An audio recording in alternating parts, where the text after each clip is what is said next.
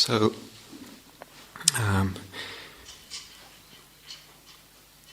would like to continue this exploration of desire that we began last week. Remember, we were saying that maybe desire is one of those aspects of our being, of our existence, that is amenable, open to approach, investigation, exploration from a lot of different angles. And that depending on how we come at it, the whole territory of desire opens up differently, brings perhaps different, even seemingly contradictory conclusions. There's something of a mystery here, part of the mystery of our being. And I said in these two talks, last week and this week, wanted to just take three of those directions and just walk a little way in those inroads. And also wanted to teach in a different way, in approaching teaching differently.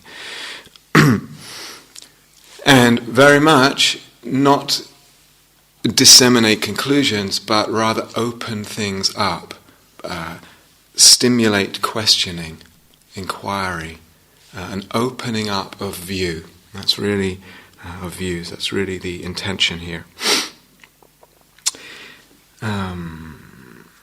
Okay. So I want to touch on two approaches. And these are not linear. Remember, they're just different approaches. So two approaches. One, very briefly, and I'm going to try and limit myself to 5 minutes on it, and spend most of the time on another one. Because this second one that I'm going to talk about now, I've talked about a lot elsewhere, in quite a lot of detail and depth, and etc. So if you're interested, you can ask me about it, but I'll just touch on it now. And in a way, I'm bringing it up just because it balances the other thing I'm going to say to give it a bit more of a complete picture. So this is something that's in the Pali Canon, in the original teachings of the Buddha, implicit for some reason, not really picked up on much and spoken about much at all. For some reasons, I'm not sure. What would happen if you or I, as meditators, sat and walked, and took as our theme desire and letting go of desire, clinging, craving, the movement of the mind towards or away from anything. So that means wanting something, wanting to keep hold of something, or wanting to get rid of something. Any of that. And we took that as our theme in our meditation, and we became more and more familiar with what it felt like in the being for consciousness to be moving towards or away from something. In other words, the movement of desire, the presence of desire. We became more and more sensitive to that. And as we became more and more sensitive, we let it go. So there's the awareness, the letting go, the awareness, the letting go, the awareness, the letting go, awareness of the desire. What would happen? What would our experience be? It would be the same for everyone. We get more familiar, not just with the gross levels of desire, but also very, very subtler and subtler movements of consciousness towards or away from anything. The experience would be universal, because we're dealing with laws of consciousness here. The experience would be universal. The first thing one would notice as one did that and did that over and over again, let go of desire, feel the desire, let it go, is there would be less suffering. The suffering would begin to bleed out, to drain out of the experience, of the consciousness. The more I let go of desire, the less suffering. The more clinging and moving towards, the more suffering. And I see that thousands and thousands of times, and eventually the coin drops. The suffering, or the 99.9% of the suffering we experience as human beings, is in the relationship with something. It's not the thing itself. It's in the relationship. When the relationship is one of desire, of clinging, of holding on, then there's suffering. Understand? Yeah? Great. Okay? You've probably heard that before. I need to see it a lot of times. And that's great, that's okay, that's very good. I really want to absorb that into the being, into the cells, and know it deeply in the body. But, as we said last week, I cannot walk around in life, in the realm of objects and relations with objects and people, in a state free of that kind of desire, the mind not moving towards or away from something. It's impossible. Consciousness doesn't even work that way. It's impossible. But still, something is very important to be understood here. The suffering is in the relationship. However, it doesn't stop there, the insight from that practice.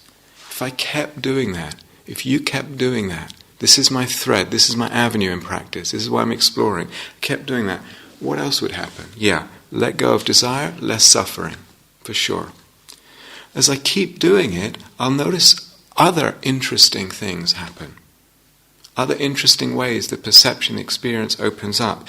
The sense of self, the sense of me being something separate, something other than what is not me, than the rest of the universe, than other beings, that would also start to get less, to attenuate. Less desire clinging, not just less suffering, but less self. The very sense of separate self starts to fade as the desire, as the clinging gets less. And not just that, but the sense of substantiality, certainly of this self, but also of experience, so-called inner and outer experience, the sense of it being so solid, so separate, that also begins to diminish. And going deeper even, appearances themselves begin to fade, begin to diminish. The world of appearance begins to disappear, and not just because it's impermanent, but because I'm not feeding it through the clinging. What is going on here? Everyone would see that. It's a universal law. What on earth is the meaning of this? This is perhaps the deepest core of the Buddha's teachings. What he's pointing at, there's something in all that, in that experience unfolding in just that way for everyone. There's something being pointed to in the nature of perception and the nature of reality itself. Something's being implied, and it's radical and profound. And if I understand that something, what it is about reality and perception, freedom comes. Profound freedom.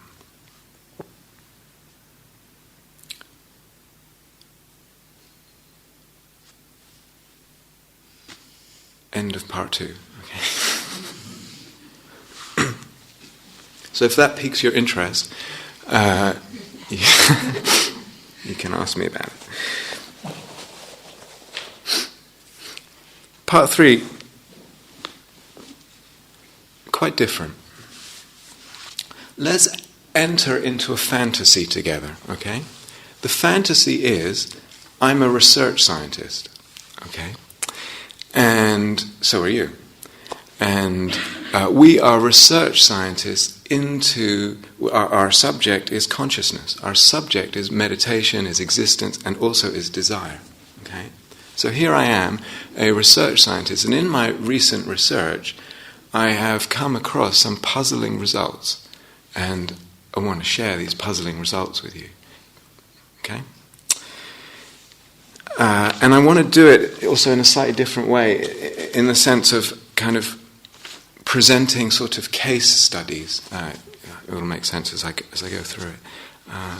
That point to the revelation of something I think is very interesting. Just about that, it's an interesting and maybe very helpful fantasy to have of oneself as a researcher into consciousness. And if I put that out, and it's like, would that be okay to see yourself that way?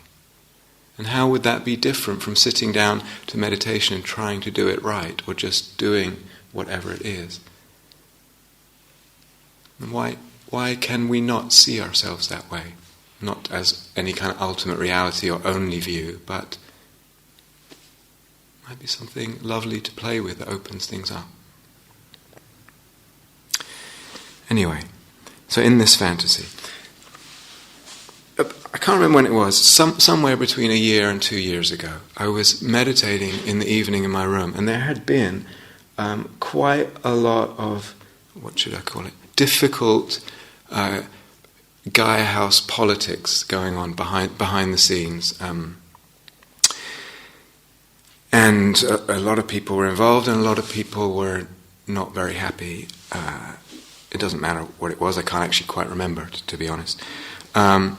And this was very much in my consciousness, and I was feeling troubled by all this. And sitting to meditate, and I started working with it in a different way, and something happened, and the whole thing opened up in a different way. And it's like, that was really interesting. That was very different than other ways that I might know to work with things. And I felt I stumbled across something, and it freed it up in a very different way. And I felt I stumbled across a principle.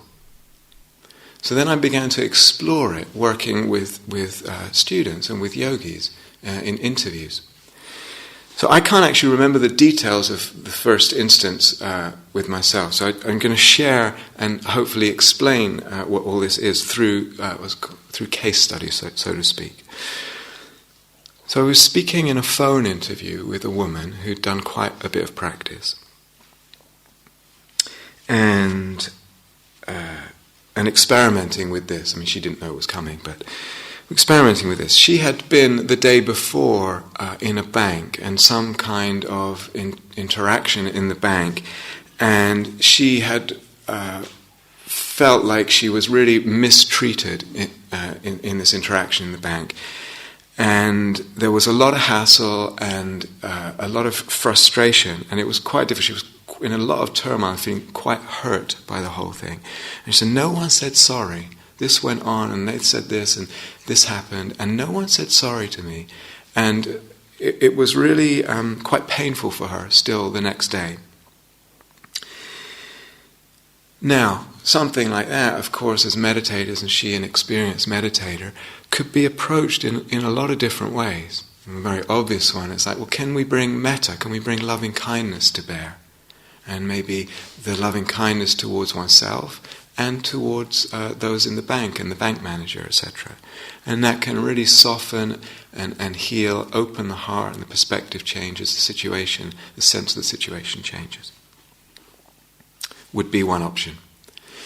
Another option, especially for her, she was an experienced practitioner, is to review the whole situation from the perspective not of self, but of the emptiness of self. Not self, no self. Where is the self here that got so hurt? Where is the self of the manager, of the people who are not so kind in the bank?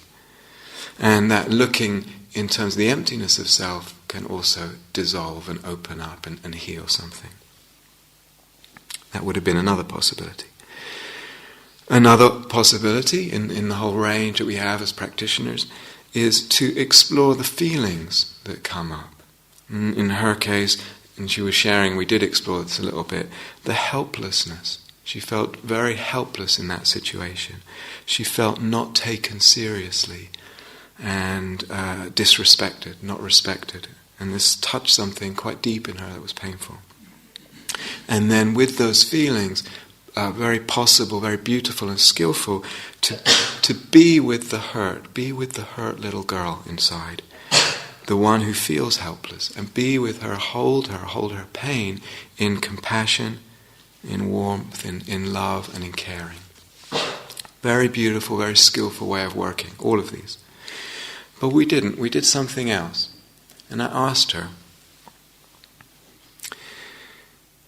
what is in all this frustration and turmoil, is there a desire? Is there something you're wanting? And what is it that you're wanting? And when we get asked that, what am I wanting? Very quickly the head answers, I want this or I want that. I want this to happen or that to happen. Or very quickly the desire, the question of the desire throws us back and into a sense of lack. We feel the lack, what we don't have. I'll come back to that. The desire has got stuck on this or that object or event. But she was able to get in touch with the desire of what she wanted in the situation. And so, okay, can you feel that energy of desire in the body? Really feel it in the body. Number one. Number two, don't assume, do not assume, let go of the assumptions that the desire, that what you're wanting here is bad, or immature in some way, or wrong even. And she could do this a little bit, she could do this. And what happened as she did that was a sense of empowerment came. Quite the opposite of what she was feeling, disempowered. Empowerment came, and she says, a sense of the ability to stand up and say something back to the bank manager. Not as a retaliation, but just kind of hold her ground, empowerment. In her words, the possibility of a creative response. That was her words. And in all that was strength. She felt strong and powerful and not over anyone, in herself. And that wasn't there before. Rather than helplessness and lack, strength. So, great. And I said, okay, that's wonderful. Can you go back to this feeling of desire and really get in touch with the movement of energy inside it? In other words, this movement of energy that is desire. We'll feel it as a movement of energy in the body. Without landing on an image of an event or some kind of action that's coming from the mind. So the desire is not so much latching on to something so solid, so immediate and obvious. It's coming from the mind. What is it I'm wanting in a more general way, a deeper way, and really open to that? Really, really open up the space of the body to really allow it. So I'm saying something a little bit more than just be with your desire, be mindful of your desire, allow your desire, open to it. I'm kind of saying really open. I'm saying really make a big, big space for something that feels like a current. Let it fill and move and give it lots of space to this current, enormous current. And she could do this. This is on the phone. She could do this. And she said then this whole sense of energy came with that. And she said, it feels like dancing inside. There's this dancing energy. It feels like I want to dance. Something inside me is dancing. Openness came. Huge openness of being. Love came. Love came.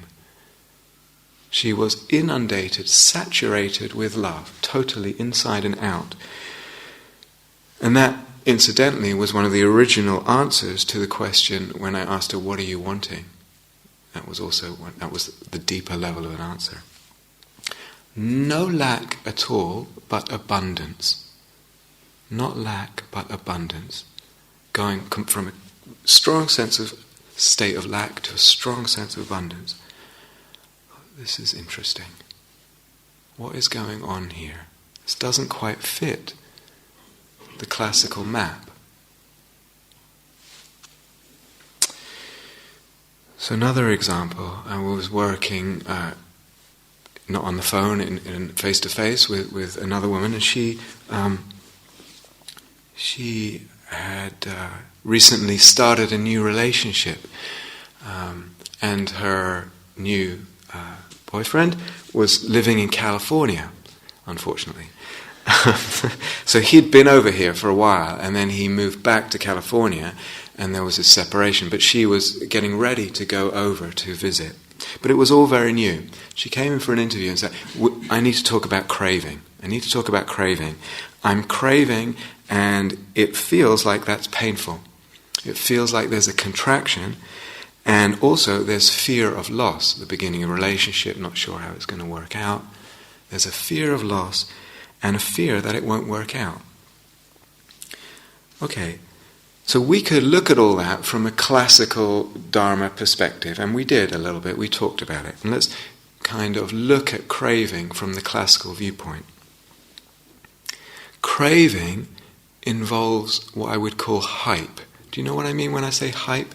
It means building something up, kind of in an illusory way, like a kind of advertisement. Do you understand hype? Yeah. Craving involves hype. It involves constructing artificial distinctions between things and times so that they seem more different than they really are. In her words, the adventure begins then when I get to California. Now, she said, it's just waiting. It's like limbo. Even though there was a lot of lovely exchange on the phone and texting and whatever else, Skyping, even now. But is it really that different here and now to then and there? Is it really that different without the mind making it so?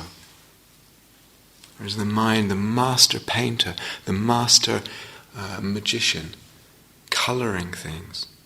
In the Dharma, to deconstruct it a little bit, not that this is an ultimate view, we deconstruct, say, well, you have sights and sounds and smells and tastes and touch and thought and emotions and body and feelings and perceptions and consciousness and all that here and now. Some of it will be very nice, some of it will not be very nice, and a lot of it will be kind of neither here nor there. And I get to California and I have sights and sounds and smells and tastes and touches and thoughts and emotions and body and feelings and perceptions, and some of it will be very nice, and some of it will not be very nice, and some of it will be in the middle. It's a way of deconstructing an artificial distinction. Craving involves hype. Craving is dependent on hype.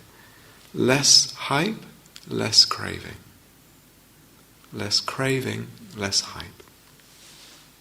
So all things are, in the inner world, mutually dependent. So we talked about that a little bit. You can lie down if you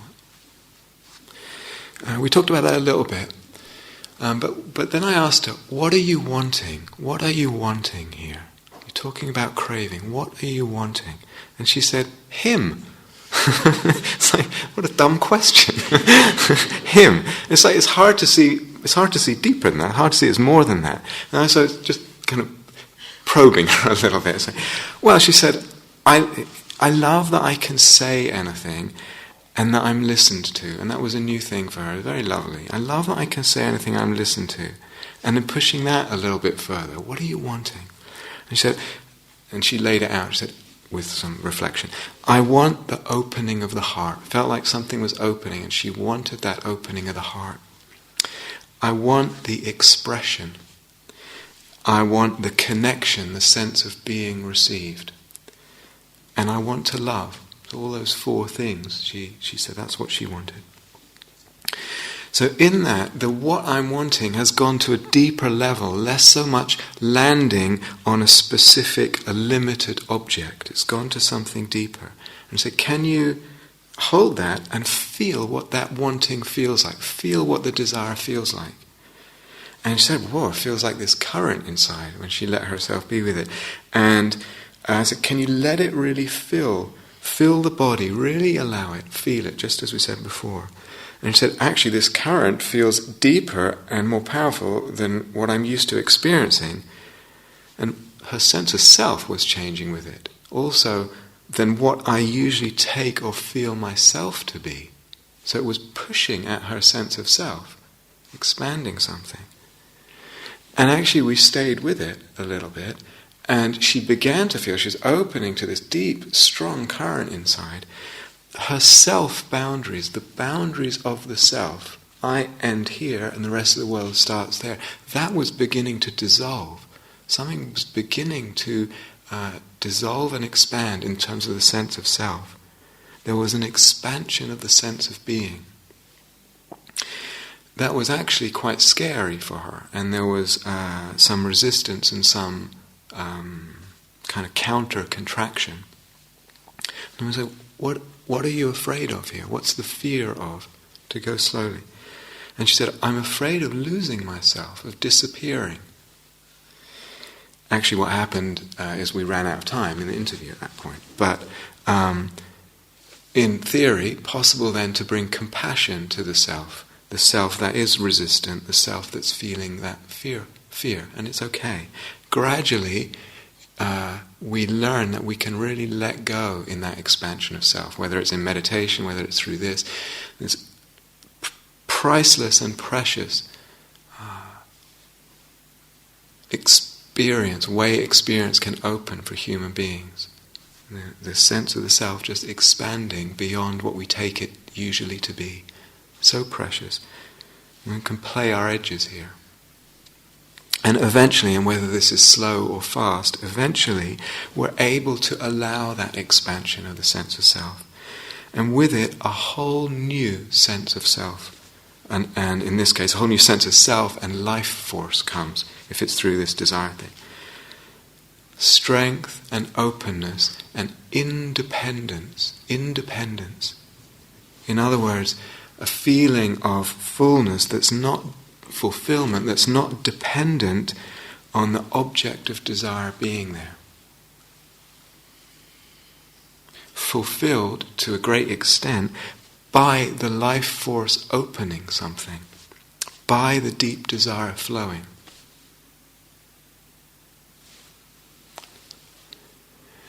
So, question, is it possible that the kind of contracted kind of craving, the kind of craving that we feel as painful, the kind of craving that has those swings to fear, or fear of loss of the object or the person, fear of rejection, that kind of craving, the kind of craving that repeatedly moves away from the present moment into being lost in the future, into daydreaming, etc. Is it possible, maybe, sometimes, that kind of craving, that painful kind of craving, is actually a result even, of not connecting to, not realizing, not allowing the deeper desire to unfold, to be felt, to flow? Might that be the case sometimes? Might it also be the case that we have a habit of grabbing hold of desire in a way that is painful and contracted? Another example, a man done quite a lot of Dharma practice and a lot of service in his life, and a lot of Dharma service to the Dharma in different ways. And he came in and there was quite a lot of deep pain around his direction in life. And he was at a certain age, and with this history, and he felt like, I want to be in a relationship. I want romance. I want to have children. And that wasn't there in his life in any way. And we were talking a little bit. What if you just sweep aside the assumptions that what the self wants is somehow what we call in the Dharma a kilesa, an impurity, an affliction, not to be trusted. You take that and you just brush it aside for now as an experiment. And you don't assume the self wants. You really be careful. You don't assume that what the self wants is problematic, is somehow impure or something wrong.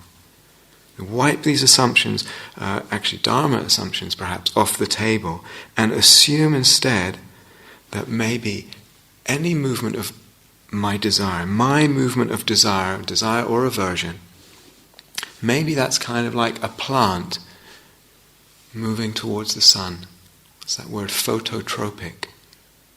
There's something in the desire a kind of, you could say, a dynamic intelligence. And what if I were to trust that rather than assume the opposite? As an experiment. The dynamic intelligence of the life force. And he could do that. He could just brush that aside and work with it and then get clear. And he said, what I want is love. What I want is love. And he meant giving love and receiving love, the totality of it. And the same way, we worked with it again, opening to it, all that stuff. No sense of lack in that desire at all. And that desire moved to actually a sense of this fullness of being, fullness of life force, in a quite almost overwhelming way. Actually, at first it was just in the front of his body. A little working with it, actually it began to fill the whole body, and then it was bigger than the body. Quite, for him, a striking experience for all these people. And actually felt like the body and the thoughts and the whole life were in something else. In, I don't know what, not even a word for it. And then, what if one lets the practical choices of one's life come out of that?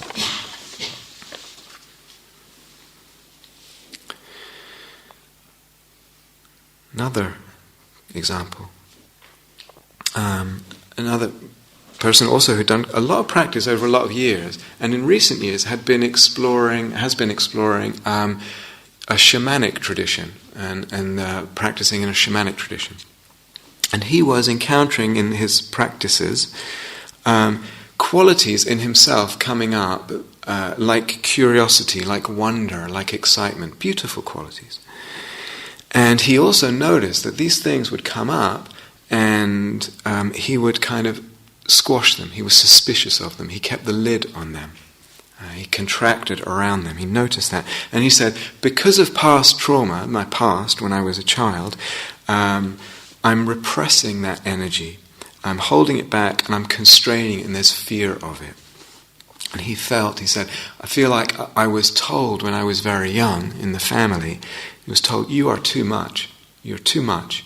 Your energy is too much and too big and too strong. And he felt he'd internalized that and bottled it up. Now with this shamanic work, similar to a lot of psychotherapies nowadays, it was saying you need to go back, so to speak, go back in time and identify the causes of these patterns. Identify what it was in the history that kind of is at the root of these patterns. And the metaphor is dig out the root. Dig out the root, and then the beautiful plants can grow and flower. And the beautiful qualities. All very good and can be sometimes very helpful. But there's also the possibility of working in this way that I'm talking about today. Feel into this energy. In this case, there was a lot of frustration. It was a lot of frustrated feeling, a lot of being bottled, and the kind of frustration at that. Feel into that, and the same thing we're talking. What's it wanting? What's this frustration wanting? And feel into the body, and the same thing happened. The qualities came. The qualities that were being desired manifested through the desire. It came right there. And interestingly, with it also, the sense of self began to change and expand again. And he said, I feel power in my being. This was very different for him, very different for him to feel, and again, not power over, but power in the being, very different. And he says, myself feels different. I feel myself differently, and I feel freedom in this sense of self, compared to the habitual sense of self. It's kind of distorted and inhibited, was the habitual sense of self. So it seems like, with all this, is it that the seeds of what we're longing for are actually in the desire, however that is, whether it's desire, frustration, aversion, the seeds of what we long for are somehow there for us in the very desire. if I can find a way of approaching it that helps, maybe those seeds actually manifest the very qualities in the here and now of what it is that I'm longing for. And with that, that seems to open up the sense of self in different ways. Let's touch on this, because desire and the self, and many of you will have heard this in the Dharma, they go together, or they can go together. Desire and self are intimately connected. So, another example. And this is a young, well, not that young, youngish man, with a lot of experience in practice, really a lot of experience. And very, I don't know what to say, bright, very, very bright person. And he noticed, in relationship to this desire and self thing, he noticed in meditation one day that he had images were coming up, kind of images of wanting to appear a certain way to others. And he was exploring them, and it's like, I want to appear bright. He was bright, actually, but he wanted to appear bright. He wanted to appear insightful and kind of creative. Actually, it was a whole list. Creative, virile, all this. He was watching this kind of fantasy in his mind. I want to appear bright, insightful, creative, virile, noble, dynamic, and fearless in my exploration. We could hear that and think, this guy's got a bit of an ego problem. And at first, as he looked into it, it did feel like it's me. It's me that wants to appear this way. The me, the ego, was tied up in it. It wants to appear this way to others. But actually, he stayed with it, and he just kept peering at it and the quality of it, and he saw actually that wasn't really what was going on. It was something a little bit less obvious and deeper than that. He realized, actually, it was the qualities themselves that are beautiful. These are beautiful qualities of brightness, of nobility, of whatever the hell else was on his list. These are beautiful qualities. Beautiful things. And it was like what he wanted was that the qualities themselves, their beauty, manifest. That they are seen and appreciated. It was about them, not about him. Subtly different. It wasn't about the ego. And it was from this perspective, and then he entered into that perspective with it, and it unfolded, it opened in a very different way. It was as if the universe wants to unfold these qualities, these beautiful qualities in time. Something quite different from an ego trip. It's the joy of the universe to manifest this beauty. And with that, huge sense of vastness opened up. And again, very different sense of self starts to be broken open with that.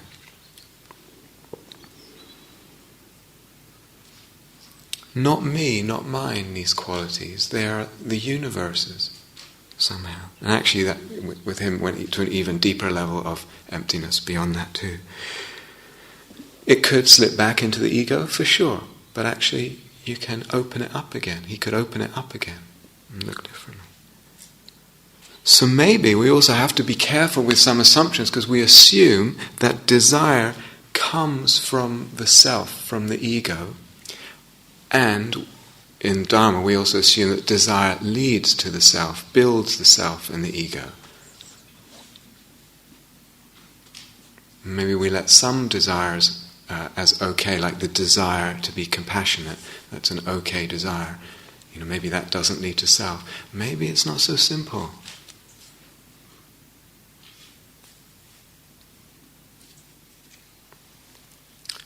Yes, it's true. Desire comes from the self, and desire builds the self. It's true. Maybe there's more to it too. I'll give you a personal example, one more.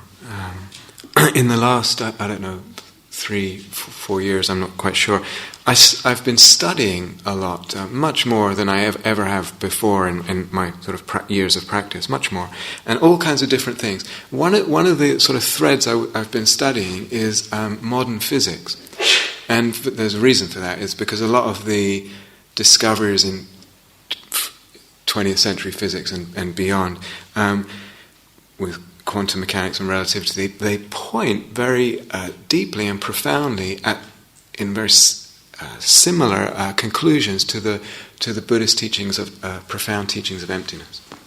For me, it's very, very interesting how that's unfolding. Anyway, I've been studying a lot, and I began to feel after some time, I began to feel this kind of pressure in the studying. It's like this sense of impatience and antsiness with it, and it was beginning to feel quite familiar. And it's almost like a pressure to understand. One book, you finish one book, it basically leads to another book. It leaves you with more questions than you have, and just one book leads to another. And I felt like I was unable to read them fast enough. It was like something in me wanted to arrive at the end and say, right, that's it, I understand it all now, and finish, there's no more books to read. And with all that, there was quite some agitation and pressure, like I said. And I felt into it. What is this thing wanting? What is this pressure wanting? What's being wanted here? Really feeling into that and opening it out. And it was beautiful the way it opened and transformed. It actually brought all this joy. And it was, it opened a joy in rather in fixing on a conclusion and landing something, actually a joy in ongoing inquiry, ongoing discovery, and kind of ongoing questioning. That very ongoingness of it brought joy, beautiful manifestation of joy. Different ways, and again with that the self moved through different kinds of stages of openness, expansion, dissolution, etc.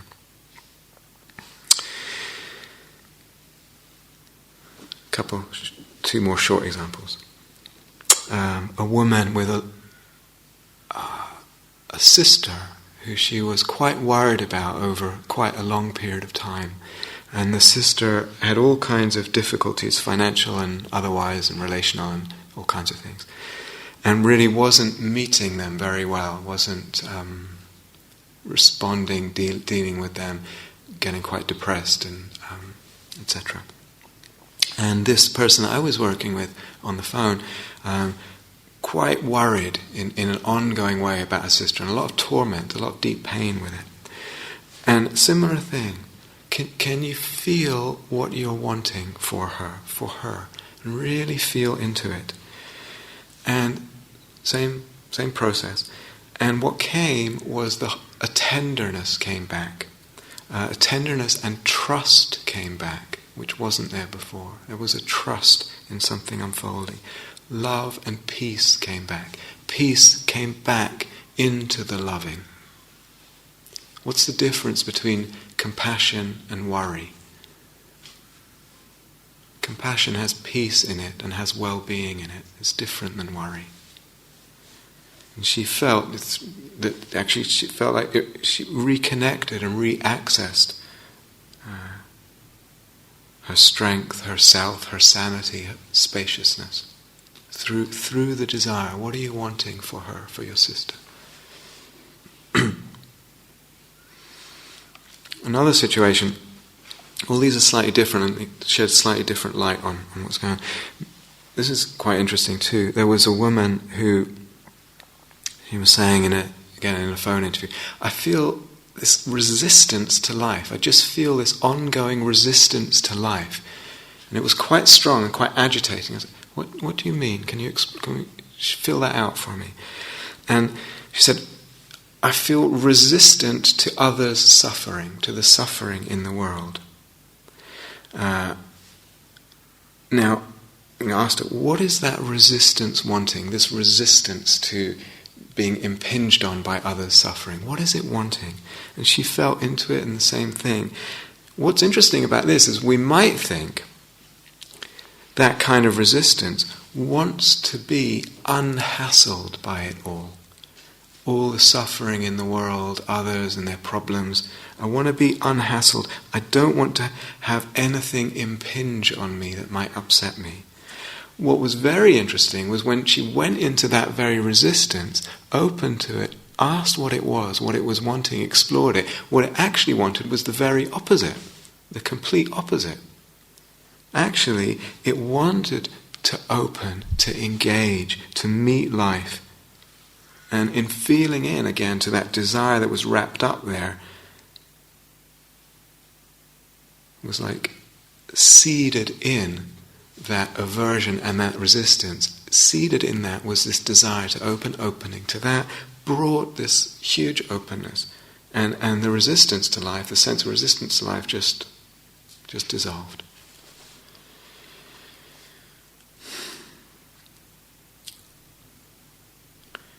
So, to me this is very interesting. Something very interesting is happening here.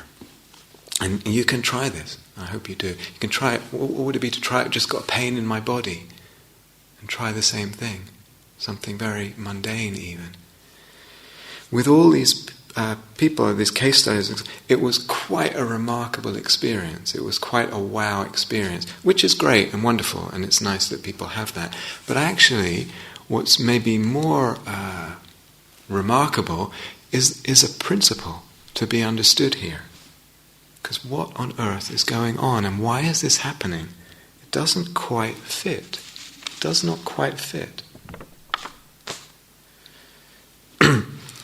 And like I said at the beginning of the talk last week, I'm interested in opening views and challenging things a little bit and shaking things up. And so something in some of what's been said over these two talks and the three approaches should be shaking something up and questioning. But with all this, everything from last week and this week, so what is the relationship with desire? What is the relationship with desire? What is my relationship with desire? Do you remember that story I told you about the retreatant who had the longing for God, and the teacher said, that's just clinging? Do you remember this from last time? Well, like I said, I know them both. I know them both pretty well, actually. I know that teacher, in fact, was adopted when she was very young, and a very difficult history there. Maybe, I'm not saying it is, but maybe through all that, if we're looking from that perspective, maybe it wasn't okay. Desire was not okay. It wasn't okay to want deeply, whether that's mom or breast or love or attention or whatever it is, if we're looking from that perspective. And maybe there came a fear of desiring in the life. Fear of inhabiting or allowing desire in life, because one has grown to be afraid of the punishment, or afraid of being humiliated, afraid of the disappointment, maybe I won't get it. And then very easy to co-opt spiritual teachings on letting go of desire. And it fits nicely with my kind of defense mechanism.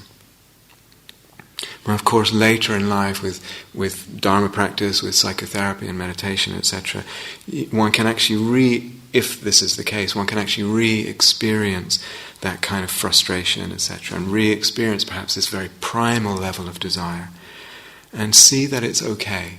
And I know, also from personal experience, I know from plenty of yogis that that's possible. That's totally possible. And it may be we need to grieve. We need to grieve what wasn't there early in life. It may be that that's the case. In this angle, what I was calling the third angle that we were going into today in the bulk of the talk, maybe I also need to grieve the sense of lack in the present. Maybe. To grieve that. What would that be? How would I do that? But, to be careful here. It's very easy to get,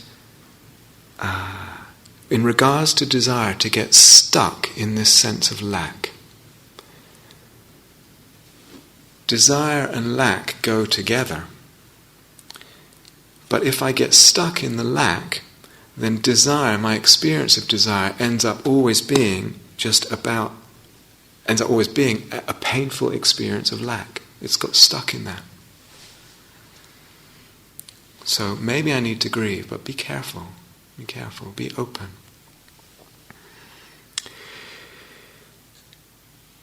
If I am accustomed to noticing and feeling lack, as I think most people are, if I'm accustomed to noticing and feeling the lack, then discerning and tuning into and allowing the desire, in the way that I've talked about in part 3, that may feel unnatural. It may feel like, I'm making something happen here. The lack feeling will seem to be that that's what's actually present. It will seem that that's what's unforced. It will seem that that's natural. But maybe that's an illusion of habit. Maybe it's an illusion of habit. Maybe it's a habit of attention, of what I give attention to between the desire and the lack. Maybe it's a habit of building this rather than that. Maybe. So with that, there's also other habits that are important. Body posture, for example, is quite important. I'm still talking about this part 3. After I stumbled on this, I started trying it with lots of people. I went through a period of just trying it with lots of different yogis, one-on-one. And so much to the point, I don't know how many examples I gave you, but I must have done about 35 or 40. And it always brought the same result. And I was kind of, as a research scientist, was kind of looking for the confirmation of that hypothesis. And after a while I thought, okay, it's clear, it doesn't need it anymore, I don't need to keep experimenting. There were a couple, really just 2, where it didn't work. One of them was quite interesting because in the interview she was sitting slouched, and I can't imitate it now, but, and I didn't say anything about that, but we kept doing this. And it didn't open up that way. Now it could have been other reasons too, but I just wondered whether, almost like in slouching, the habitual, psychophysical circuits, the circuits of energy mind, the habits, stayed able to configure what they usually configure, which was usually a sense of lack. Do you see what I'm saying when I say this? Yeah. And despair. This desire, and opening to it in the way I'm talking about today, it has tremendous energy in it, tremendous energy in desire wrapped up there. It's a life force of energy. And maybe I need to have the body be open and upright to allow that to flow. And if the body is not, it won't be able to flow, and what will flow instead is, as I said, the usual neurological circuits of lack, etc. If we're thinking in that way. So somehow I need to open it in a way that it allows this force to flow. None of those examples that I gave today in the kind of case studies, none of them were on retreat. Not one of them. Not one of them was a person on retreat. They were all people leading very busy lives, very complex lives with lots of demands, etc., lots of pressures.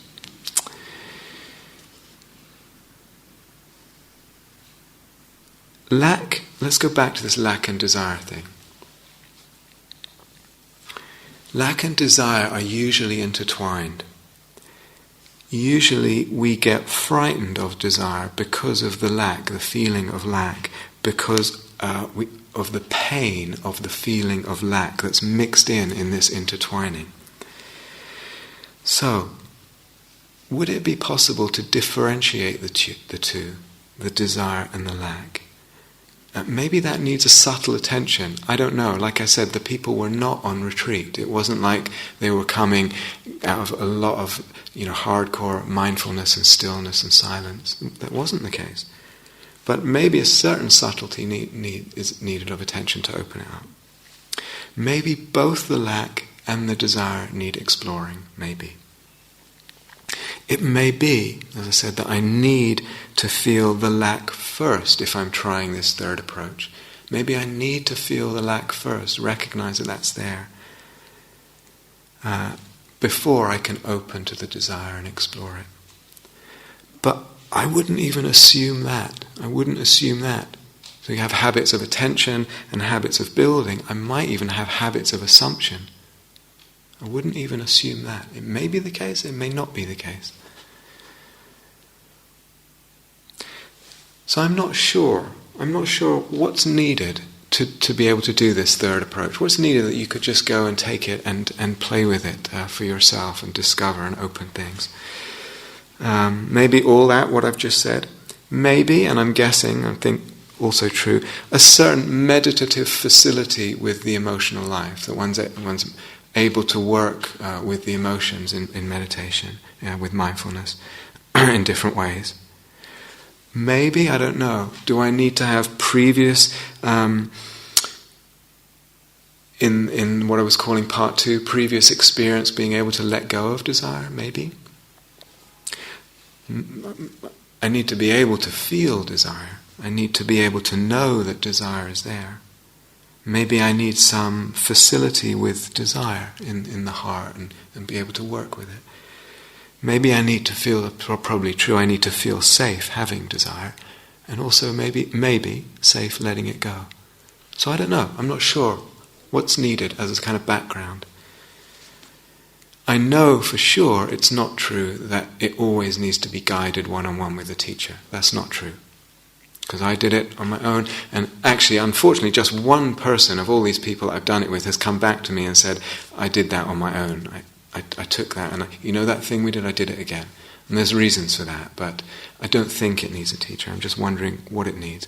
I don't think it's particularly complex. I don't think it's particularly difficult. I don't think it's particularly advanced. But who knows? But still, just a couple more minutes if it's okay. Perplexing, and depending on your best. For some people that won't be perplexing at all, this part 3. What will be more perplexing is part 2, maybe, or what we did last week. But this part 3 is perplexing if you're from a classical Buddhist background.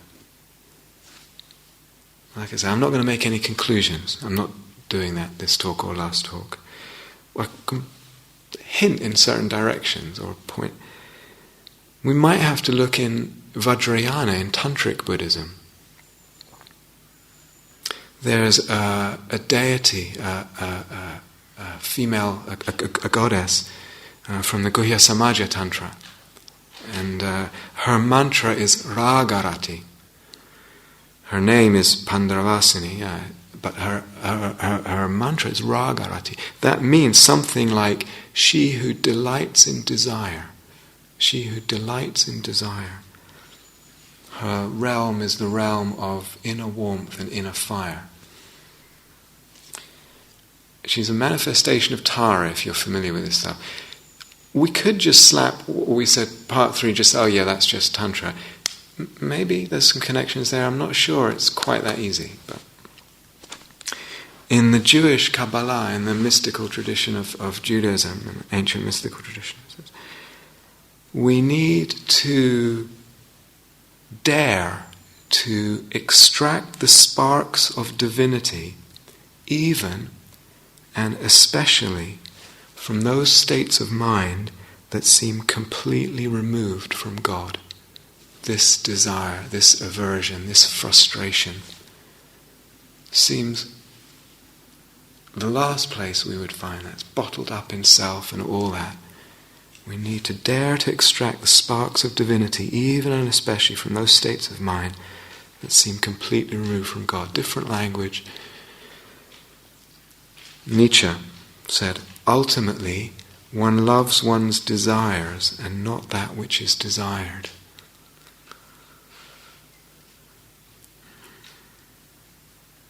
So where's the treasure? Where's the treasure in all of this? Is it in the object of desire? Is it in the object that I'm desiring?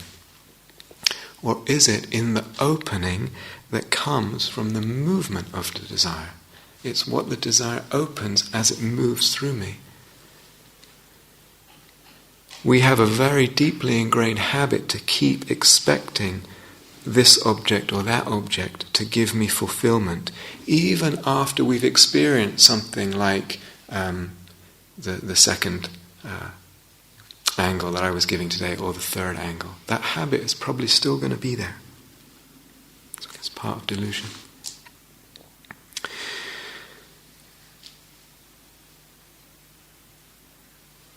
So there's a method here, actually two methods in the second angle and the third method. There's methods and there's approaches. I really hope it doesn't sound abstract, talking about methods that we can implement in our practice. Very brief summary of method 3 would be, asking what is wanted, deeper than the obvious answer. Asking what is really wanted, the deeper, the more amorphous, the more general answer to that. Not, actually before that, step 1, wiping away, just clearing away the assumptions that desire is not to be trusted, and actually trusting desire as having a gift with it, as having something precious, as giving the being something, as having an intelligence with it. Step 1. Step 2, asking what is being desired most deeply. What's the deep, more general thrust of the desire? And step 3, really, really opening to that. Opening big space to let that current move through. And seeing what happens. So there's methods and approaches here, but like I said earlier, probably more significant is the investigation, the questioning, the exploration.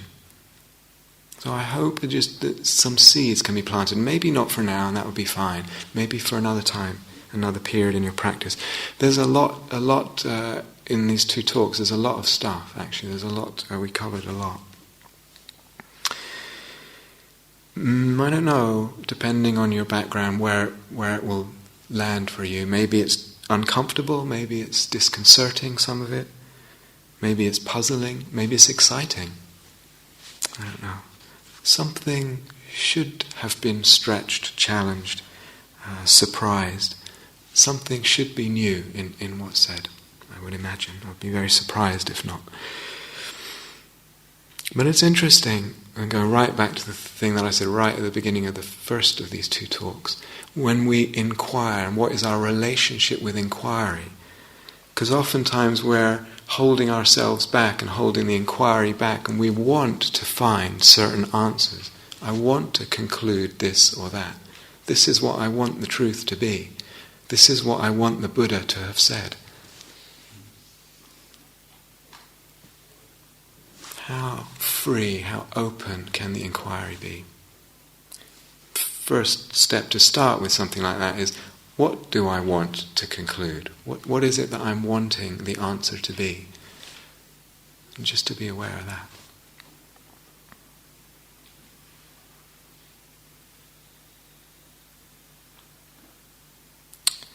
Okay. So I'm going to stop there and let's have a couple of quiet moments.